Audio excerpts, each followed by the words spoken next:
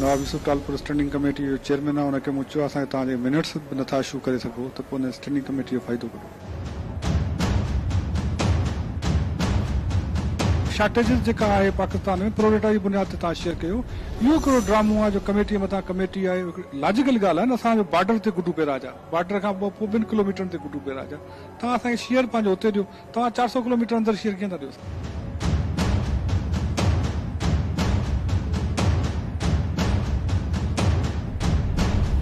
13 लख एकड़ असां वटि काटन लॻे थो, हींअर अधु काटन न लॻी सघियो आहे, ऐं जेको लॻो आहे उनखे असांखे पाणी ॾियण लाइ अवेलेबल कोन्हे। सारियूं असां वटि लाड़ में बदीन में हींअर पोखिजी चुकियूं थियूं, अञा असां बेजड़ा न पोखिया।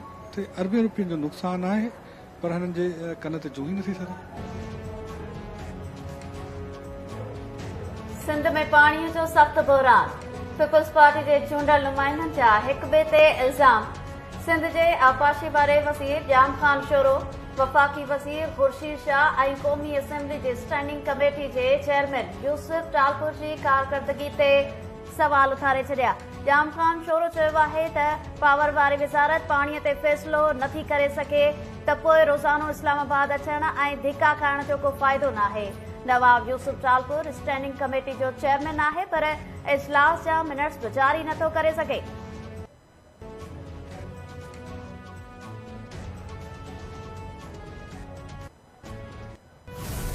उनके मुझे कारकर्दगी पसंद कान्हे, शायद जाम खान शोरे पंजाब की कारकर्दगी पसंद आहे, इन करे उहे शायद बजाय सिंध जो केस विहण जे बाइकाट करे वियो हुयो। कंहिं बि शइ ते एतिराज़ आहे साहब आहे त उन घटि में घटि एतिरो रुख करणु खपंदो त सिंध जो केस प्लीट कयो।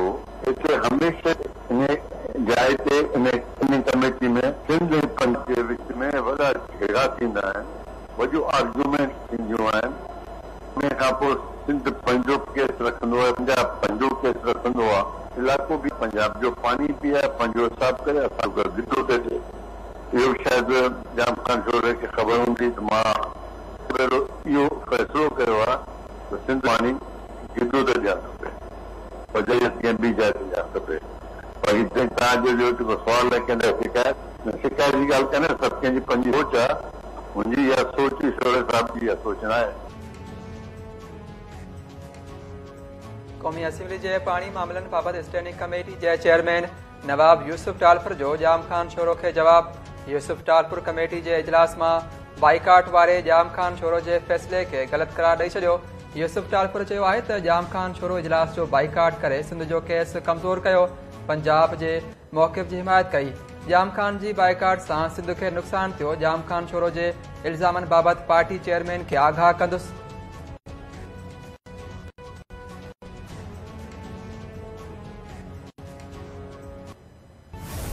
वजीर आजम से बात करूंगा, हम वफाकी वजीर पानी से बात करेंगे कि हमें अपने हिस्से का पूरा पानी मिले। हुकूमत चाहे हमारी कोalition हुकूमत हो वफाक में, लेकिन सिंध के हकूक के लिए हम किसी को नहीं माफ करेंगे और हम अपने हकूक लेके छीन के रहेंगे। सिंध में पाणी बहिरान संगीन आहे, सिंध के हिस्से जो पूरो पाणी मिलण घुर्जे। मामले ते वज़ीर आज़म सां ॻाल्हाईंदुसि। वॾे वज़ीर मुराद अली शाह चयो आहे त थरकोल ब्लॉक 1 मां 1650 मेगावाट बिजली पैदा थींदी। थरकोल ताईं पाणी फराहमीअ लाइ फर्श रेगुलेटर खां नबीसर ताईं 200 क्यूसेक जो केनाल तामीर कयो पियो वञे। थरकोल एरिया में ॻोठ वेंझरियार वटि 1 महीने जो पाणी ज़ख़ीरो करण लाइ तलाउ ठाहियो वेंदो। वॾे वज़ीर थरकोल रिथा लाइ पाणी फराहमीअ वारे मंसूबे जो इफ़्तिताह कयो।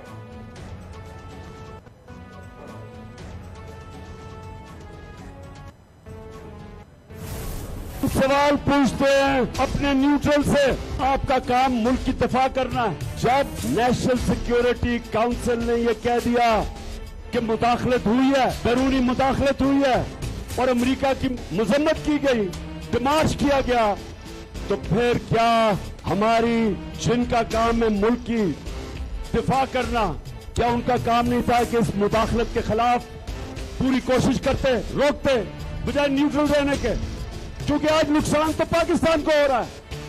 आज हमारा मुल्क मुश्किल में, ये साजिश के तहत जो हुकूमत आई है, इसने हमारे मुल्क का मुस्तकबिल अंधेरे में कर दिया। और इसलिए एक ही रास्ता है, एक ही रास्ते से निकलने का, और वो है साफ और शफाफ इलेक्शन।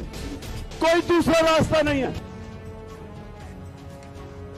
मुल्क जो दिफ़ा करण ऐं अमरीकी साज़िश खे रोकण न्यूट्रल्स की जिम्मेवारी आहे। हुननि खे न्यूट्रल्स न रहण हो। हाणे न्यूट्रल्स वटि शफ़ाफ़ चूंडुनि खां सवाइ ॿियो को बि रस्तो नाहे। अपरदीर में जलसे खे ख़िताब कंदे इमरान खान चयो त पंहिंजनि न्यूट्रल्स खां सवाल पुछां थो त छा मुल्क जो दिफ़ा करण अवां जी जिम्मेवारी न हुई? छा अमरीकी साज़िश खे रोकण अवां जी जिम्मेवारी नाहे? शहबाज शरीफ़ ॿुधाए त हुन खां हुकूमत न हली रही आहे त पोइ हुन साज़िश छो कई?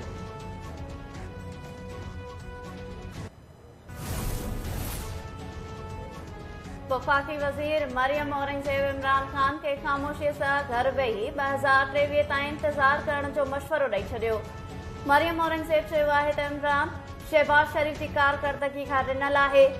इमरान तक़रीर करण खां पहिरीं पंहिंजी मुनाफ़क़त वारो चेहरो आईने में ॾिसी वठे।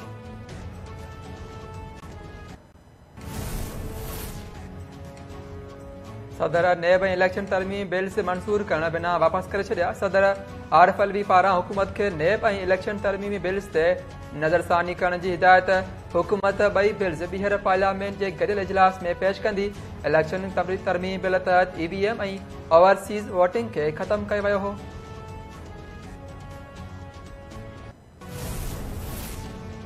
कुझु बि करियो, मुल्क में 2 कलाकनि खां वधीक लोड शेडिंग बर्दाश्त नाहे। अवाम तकलीफ़ में हुजे त का बि सौदेबाज़ी नथी करे सघिजे। वज़ीर आज़म शहबाज शरीफ़ बिजली जी लोड शेडिंग बाबति वज़ीरनि ऐं ऑफिसर्स जूं समूरी वज़ाहतूं रद्द करे छॾियूं। लोड शेडिंग ते सख़्त कावड़ जो इज़हार। शहबाज शरीफ़ चयो त अवाम खे ॾुखियाईनि मां कढो, मूंखे वज़ाहतूं न घुरिजनि। लोड शेडिंग जो आसार हर हाल में ख़तमु थियणु घुरिजे।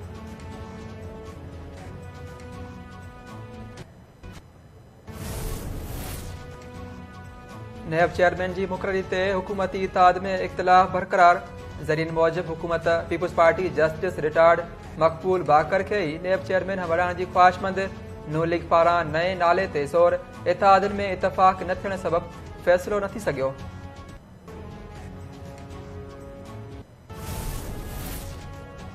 इमरान में हिम्मत आहे त ॿीहर लॉन्ग मार्च वठी इस्लामाबाद अची ॾेखारे।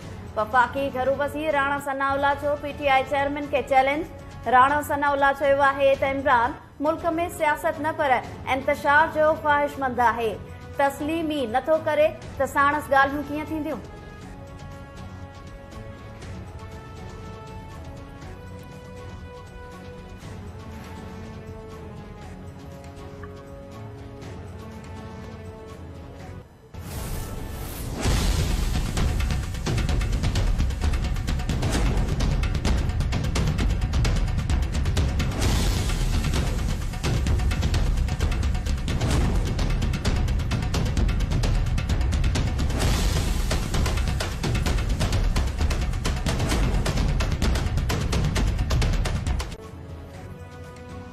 कराची में पीपुल्स बस सर्विस की आज़माइशी सर्विस शुरू थी वही। आज़माइशी तौर 15 बसूं हलायूं वेंदियूं। सूबाई वज़ीर शर्जील मेमन चयो आहे त शहरनि खे बहितरीन सफ़री सहूलियतूं ॾियण ते ॾींहुं राति कमु करे रहिया आहियूं। इमरान खान जे बयान ते क़ौम खे कावड़ आहे। पाकिस्तान न पर इमरान जी सोच जा हज़ारे टुकड़ा थींदा।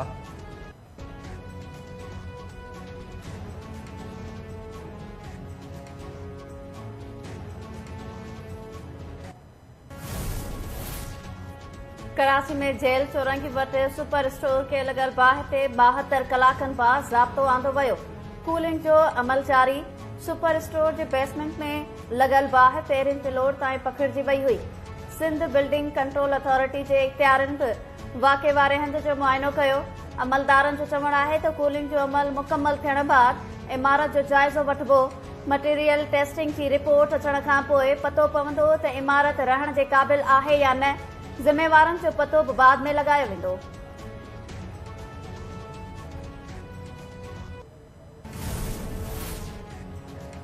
कैपी जे शांगला वारे इलाइक़े में बेले में 6 जॻहियुनि ते बाहि लॻी वई। औरत समेत 4 ॼणा सड़ी फोत। शांगला जे जबलनि ते मौजूदु बेलनि खे लॻल बाहि केतिराई घर बि साड़े छॾिया। रेस्क्यू अमलदारनि मूजिबि मेंगोरा जे इलाइक़े पठाणे अबाला सेगराम चारबाग में बाहि तेज़ी सां पखिड़िजी रही आहे। रेस्क्यू एहलकार इंतज़ामिया ऐं पाक फ़ौज जा जवान बाहि विसाइण में रुधल। लोअर दीर जे जबलनि ते बेले खे लॻल बाहि विसरण जूं कोशिशूं जारी।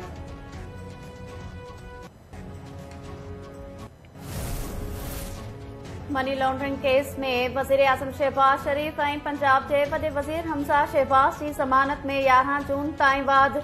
ज़मानत में वाद न करण बाबति FIA जी इस्तदारत।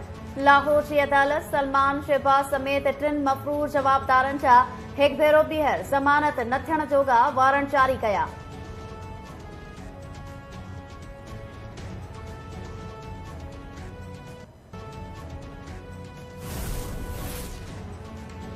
PTI जी पंजाब में नए सिर जोड़जक पंजाब के 3 ज़ोन्स में विराए छॾियो। शफ़क़त महमूद जॻह ते यास्मीन राशिद PTI सेंट्रल पंजाब जी सदर ऐं हमाद अज़हर जनरल सेक्रेटरी मुक़रर। आमिर महमूद कियानी खे उत्तर पंजाब जो सदर बणायो वियो।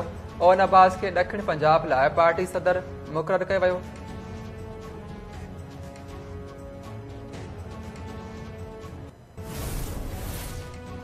सिंध हाई कोर्ट गुम थियल माण्हुनि जा केस दाख़िल करण जो हुकुम ॾेई छॾियो। सिंध जे घरू खाते IG ऐं ॿियनि अमलदारनि खां 25 अगस्त ते रिपोर्ट तलब।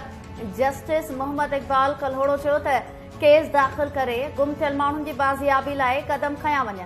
अदालत पारां वाटसन खे केस दाख़िल कराइण जी हिदायत। IG सिंध गुलाम नबी मेमण जी सदारत हेठि सूबे जे अमन बाबति आला सतही इजलास एडिशनल IG DIGs ऐं समूरनि ज़िलनि जा SSP शरीक। IG पारां पुलिस खे अमन अमान बरक़रार रखण ऐं स्ट्रीट क्राइम ख़तमु करण ऐं अवाम जी जान ऐं माल जी हिफ़ाज़त खे यकीनी बणाइण जी हिदायत।